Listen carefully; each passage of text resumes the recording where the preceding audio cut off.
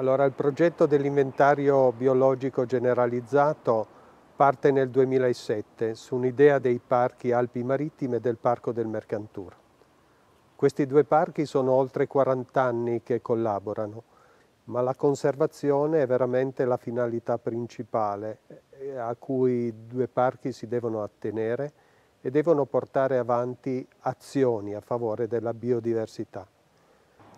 I nostri due parchi, Marittime e Mercantour, era moltissimi anni che lavoravano sulla fauna, ma in genere si prestava attenzione alla grande fauna. Abbiamo lavorato sul camoscio, sullo stambecco, su queste specie più evidenti e per un periodo abbiamo un pochino sottovalutato quello che invece è la biodiversità generale. Moltissimo ci sarà ancora da fare. Il progetto ATBI dell'inventario biologico generalizzato è un progetto che non avrà mai fine, quindi continuerà questa ricerca, questo approfondimento. Et finalement, ça a inspiré d'autres espaces naturels protégés à en faire de même. Et cette espèce d'effort collectif finalement a pu vraiment voir le jour à travers le Pittem Biodivalp, donc un projet Interreg Alcotra. En termes vraiment d'ATBI, se déroulera entre 2019 et 2021 sur un ensemble de 7 espaces protégés réunis entre la région Ligurie, la région Piémont, donc le parc national du Mercantour, mais également le parc naturel régional du Queyras, les Écrins, la Vanoise et le conservatoire d'espaces naturels Haute-Savoie Aster. Chacun s'est décidé de vraiment se lancer dans ce projet d'inventaire de la biodiversité méconnue, sur un ou deux sites de leur territoire. Nous concernant, nous avons décidé de nous focaliser sur les deux vallées les moins prospectées du territoire, c'est-à-dire la vallée de la Moyenne-Tinée et la vallée du Haut-Verdon. Concernant la Moyenne-Tinée, qu'on peut observer aujourd'hui, c'est un territoire qui était principalement sous-prospecté par rapport à sa morphologie. On est sur une vallée qui est extrêmement encaissée, des milieux très forestiers, assez compliqués d'accès, d'où justement une moindre circulation des scientifiques par rapport à d'autres vallées plus ouvertes. Une fois que tous ces espaces naturels protégés ou régions auront fini de travailler donc, sur cet inventaire, sur les sites qu'ils auront identifiés, donc une fois que toute cette biodiversité se sera un petit peu révélée finalement, je pense qu'on aura déjà d'une part des belles surprises en termes d'espèces nouvelles pour ces territoires, mais aussi nouvelles pour les pays concernés, donc pour la France ou pour l'Italie. Et enfin, nous concernant, on avait quand même eu des espèces nouvelles pour la science. Donc là, il est également fort possible que ces espaces découvrent également des espèces nouvelles pour la science, donc jamais décrites. Et donc il y a un gros projet de synthèse à la fin de ce projet. Donc on peut dire 2021-2022. Donc là, sortira vraiment un document parlant et donc permettant de se représenter tout ce qui a été trouvé sur ces différents espaces ces dernières années.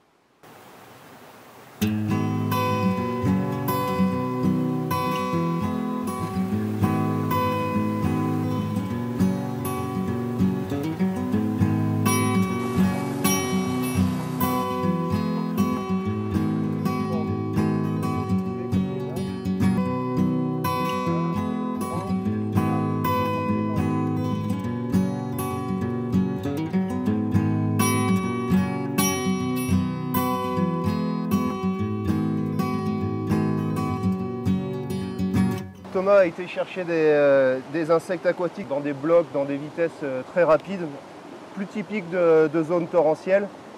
Et on a des larves qui sont assez variées, en particulier des larves de plécoptères de la famille des perlidés.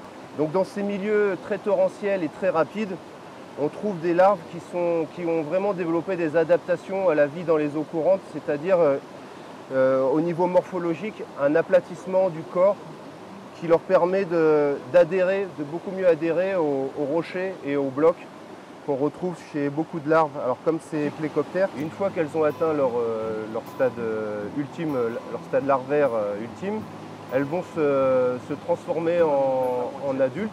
Donc c'est une sorte de petit papillon. Ce trichoptère va s'envoler et le but de cette forme ailée, c'est vraiment la reproduction. La plupart ne se nourrissent même pas en fait. De la même manière que les papillons de nuit sont attirés par la lumière, les trichoptères sont attirés aussi par la lumière.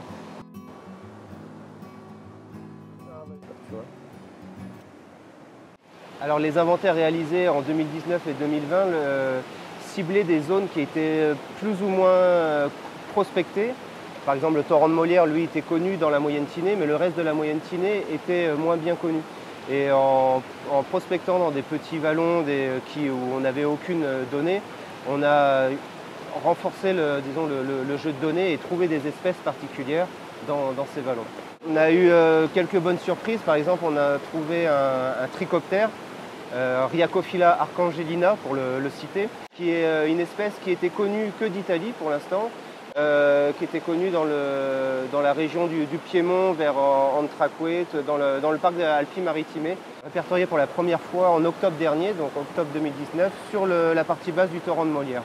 Donc une bonne surprise pour le secteur. Alors les invertébrés aquatiques, ce sont des très bons indicateurs de la qualité de l'eau. C'est pour ça qu'ils sont largement utilisés par les bureaux d'études, par les DREAL, pour évaluer la qualité de l'eau sur des réseaux de suivi de qualité. Toutes les études sur les insectes aquatiques et les changements climatiques montrent que les espèces les plus menacées sont des espèces endémiques et inféodées à des milieux d'eau froide, donc généralement dans des milieux d'altitude, dans des vallées un peu fermées. Donc dans le Mercantour, on est dans ce type d'espèces qui sont à surveiller dans le cadre des changements climatiques.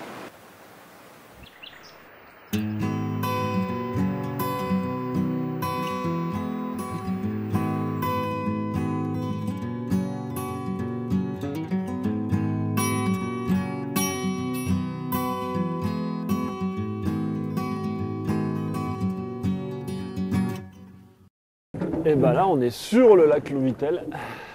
On n'est pas au lac, on est sur le lac.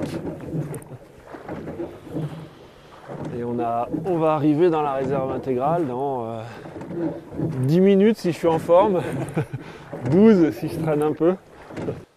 Ce site, il a, je dirais, comme particularité de ne pas trop en avoir. C'est-à-dire que ce qui est intéressant pour nous, c'est que c'est un site classique des Alpes du Nord, on va dire, avec une paissière dans la partie basse, avec des prairies alpines, comme on peut rencontrer dans beaucoup d'endroits des Alpes, et puis une zone rocheuse en altitude avec un petit glacier. Donc c'est un vallon typique des Alpes du Nord. C'est ce qui est intéressant. On n'a pas forcément d'espèces plus particulières qu'ailleurs, et c'est ce qui est intéressant puisque ça va nous permettre de voir comment la nature évolue sans intervention humaine dans un vallon classique des Alpes, on va dire, représentatif des Alpes. Donc l'intérêt de ce programme ATBI à l'échelle franco-italienne, c'est que justement on va pouvoir inventorier, aller assez loin dans les inventaires sur plein de sites, aussi bien des Alpes du Sud que des Alpes du Nord, des Alpes internes et des Alpes externes. Et on va pouvoir avoir une vision assez générale, assez large de toute la biodiversité des Alpes, du Sud essentiellement, on va dire de la Haute-Savoie au Grand Paradis en Italie, jusqu'au Mercantour et Alpi-Maritime sur la partie sud. Et ça, c'est vraiment intéressant parce que si on ne le fait que sur un seul site, on a une vision très partielle en fait. Là, le fait de couvrir toute la partie Alpes du Sud, ça va donner une vision assez précise, quoi.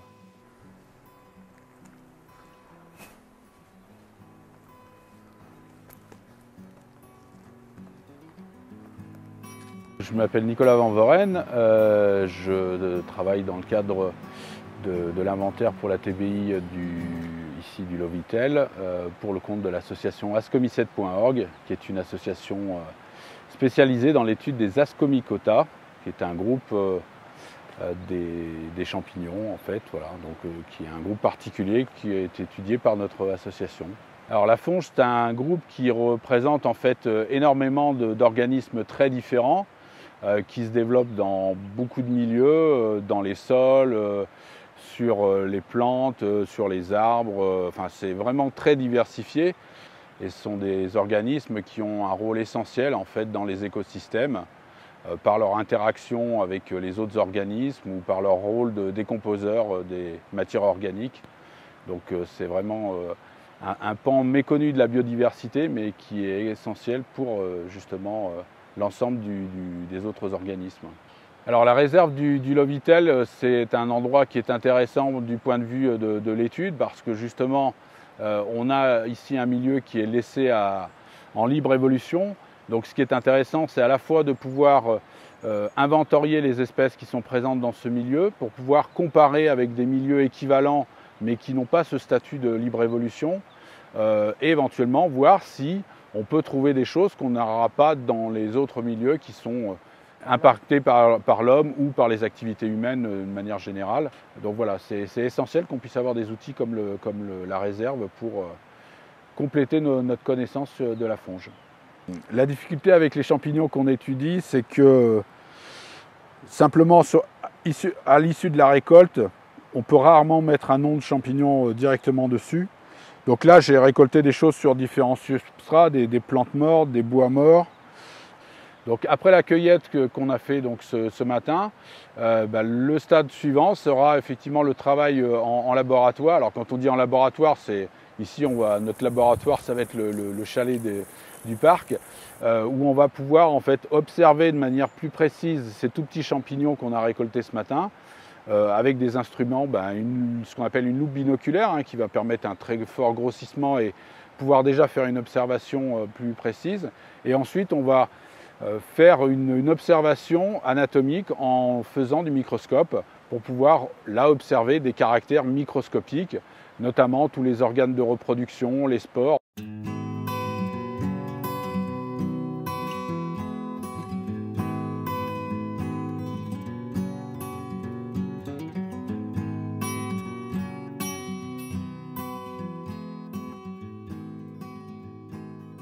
Alors, les ascomycètes, en fait, ont des caractères qui sont plus pertinents à observer sur du matériel vivant. Voilà. Donc, si on fait sécher le matériel et qu'on le réexamine par la suite, donc en le réhydratant, il y a un certain nombre de caractères qu'on va perdre ou qui seront moins bien perceptibles.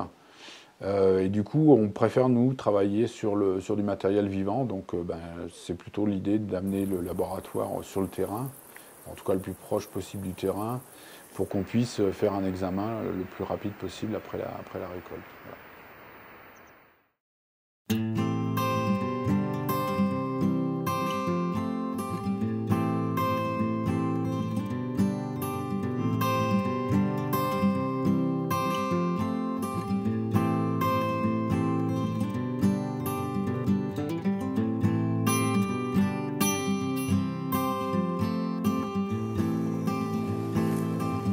Alors ici, je fais un inventaire des araignées de la vallée du Guil. Donc je pars d'un site qui s'appelle l'Ange Gardien et je descends jusqu'à la confluence du Guil avec la Durance, dans le cadre de la TBI. Alors j'utilise plusieurs méthodes, alors le battage, le fauchage, la chasse à vue, le soulèvement de pierres, c'est ce qui prend le plus de temps. Après, je peux aussi faire de la chasse nocturne. Je suis déjà venue l'an passé au mois de septembre et cette année au mois de mai pour le prospecter. Des choses intéressantes, on n'a toujours que les mêmes. Ah non, il y a une petite sauteuse, mais je... C'est une araignée sauteuse, une salticidée, qui se met à l'abri sous les pierres pour la nuit ou quand il y a des intempéries.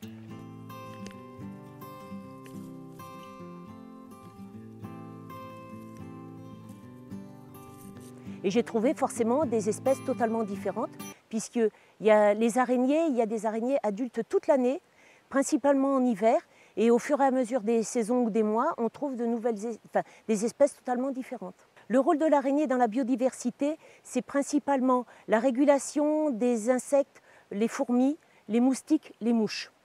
Disons que plus il y a d'araignées, ça veut dire qu'il y a beaucoup d'insectes, c'est donc que la biodiversité est riche. La démarche de la TBI est une action très très importante parce que ça permet de connaître la biodiversité des sites qui ont été souvent sous-prospectés. On trouve souvent de nouvelles espèces d'araignées quand on prospecte, en fait pas parce qu'elles sont nouvelles, mais parce que les lieux n'ont jamais été inventoriés.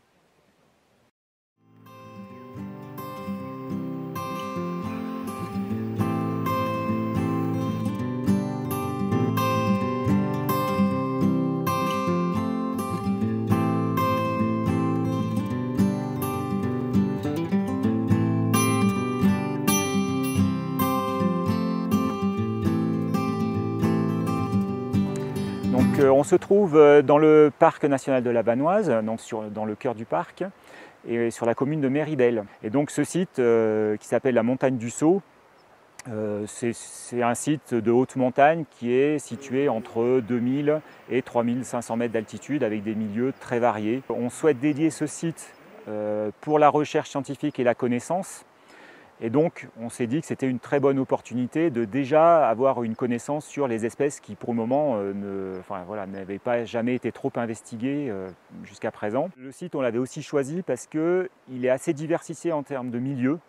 On a des pelouses, des milieux rocheux, on a jusqu'à un glacier. Donc, on a vraiment une diversité de milieux de haute montagne. Et on est aussi sur calcaire d'un côté et roche acide de l'autre. Donc, théoriquement, avec des végétations et donc des espèces animales aussi très différentes.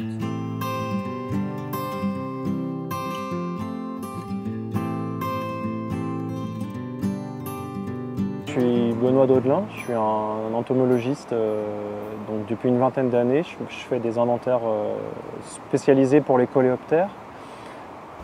Donc là, pour la montagne du Saut, j'ai monté une petite équipe, on s'est regroupé entre plusieurs spécialistes, on est 5. Donc moi, je vais m'occuper de déterminer, d'identifier les coléoptères. André Miquet va s'occuper des araignées et puis des punaises. Alors ici, on a une pierre très accueillante puisqu'elle est bien fissurée et bien chaude puisque c'est de la carniole et donc des milieux très accueillants pour la microfaune. Et là, un mille-pattes. Alors les mille-pattes, on les capture pour des collègues spécialistes des mille-pattes. Moi-même, je m'occupe des araignées et des punaises.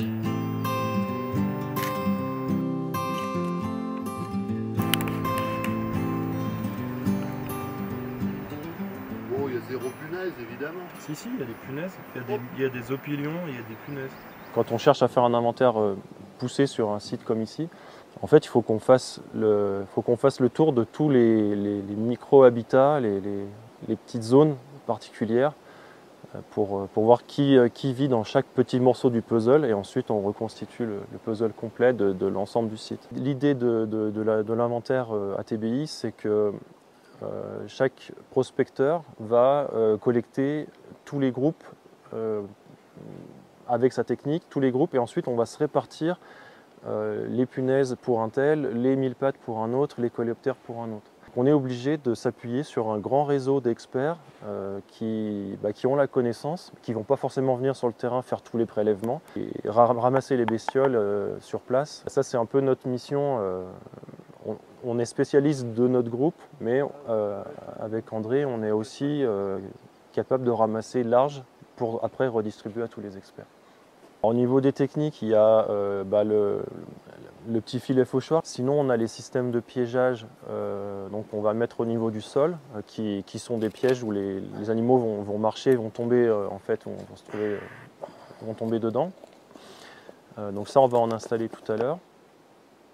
Et puis ensuite, on a la technique très basique de soulever les pierres et d'aller chercher dans les petits refuges où les bestioles vont se cacher la nuit ou quand les conditions sont mauvaises. Après, il y a une autre technique. En fait, on a un aspirateur qui va aspirer tout ce qui est toute la litière au niveau du sol, donc tous les débris de plantes et tout ce qui est caché au pied des plantes, auquel on n'a pas vraiment accès quand on cherche à vue avec des petites pinces. Tout ce contenu qui est aspiré, on va le mettre dans un bac où il y a plein de bestioles qui vont chercher à s'échapper de partout et nous on va ramasser ce qui nous intéresse dans ce tas de bestioles. Au niveau des collectes, c'est vrai que ça peut surprendre de ramasser énormément d'insectes, mais au final, nous on va aller que dans très peu d'endroits par rapport à la surface du site. Et notre impact au niveau prélèvement, il est quand même très réduit. Même si on sort avec 200 ou 300 spécimens, c'est rien du tout par rapport à la quantité qu'il y a autour de nous, là. Donc on a quand même un impact qui est limité.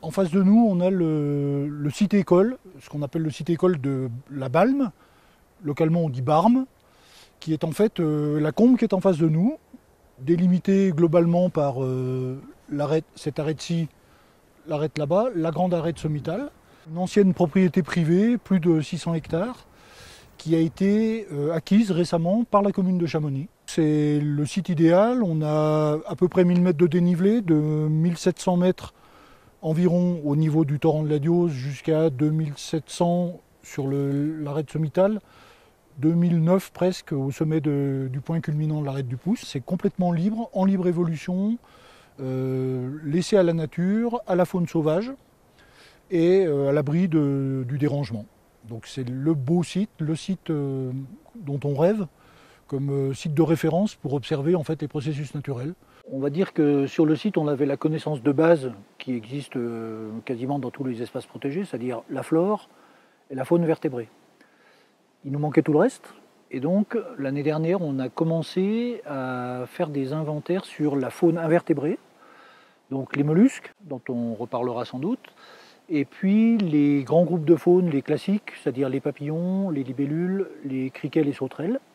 L'intérêt, c'était de pouvoir mener des projets à l'échelle de l'arc alpin et de pouvoir éventuellement comparer nos espaces à d'autres espaces. C'était aussi la possibilité d'obtenir des financements pour des choses qu'on n'a jamais l'occasion de faire.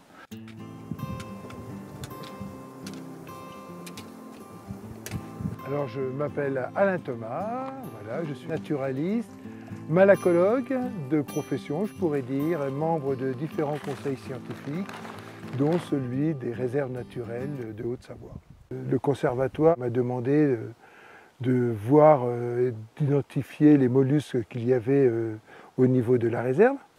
C'est-à-dire on a les gastéropodes qui comprennent les escargots et les limaces, et nous avons trouvé une espèce qui est très intéressante car c'est la deuxième donnée en pays de Savoie, qui s'appelle Eucobresia diaphana, qui est un tout petit escargot qui fait à peu près 5 mm, même pas 2 mm et demi à 5 mm, et que l'on trouve au pied des névés. C'est un escargot qui vit entre 2000 et 3000 mètres. Voilà. Alors c'est des marqueurs du changement climatique, car ces escargots ils étaient un peu plus bas, voilà, quelques décennies, et là maintenant on commence à les voir remonter, et on s'aperçoit vraiment qu'ils ont besoin de fraîcheur, quoi. Et on recherche les bivalves. Ici, on a des piscidiums qu'on appelle dans les petites mouilles, c'est-à-dire les petites réserves d'eau qu'il y a surtout sur la zone humide en haut. Alors le piscidium, c'est un tout petit bivalve qui fait entre 1 et 2,5 mm. Un bivalve, c'est-à-dire une moule, quoi, en quelque sorte. Donc ensuite, je vais les faire ouvrir au laboratoire pour regarder la forme des petites dents qui permettent de centrer la coquille et qui me donneront le nom de l'espèce.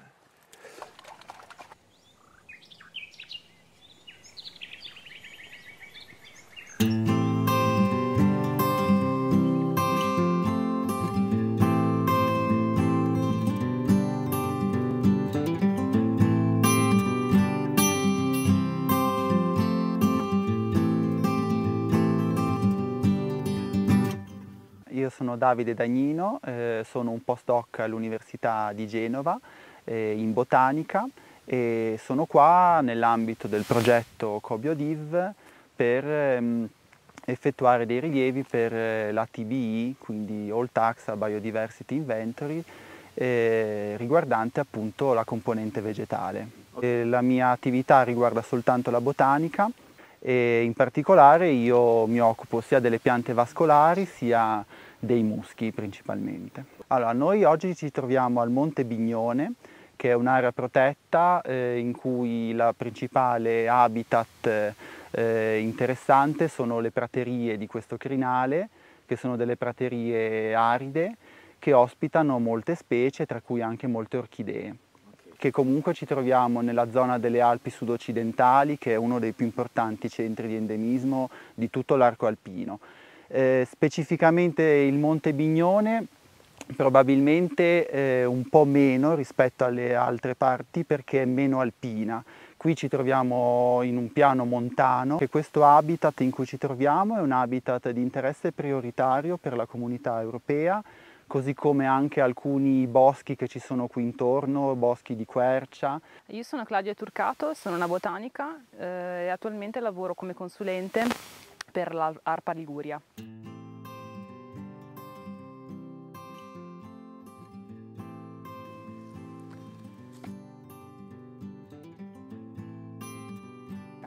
Quest'anno abbiamo iniziato le attività di campo nel mese di maggio e ogni mese torniamo per raccogliere i dati, quindi maggio, giugno, luglio e adesso agosto.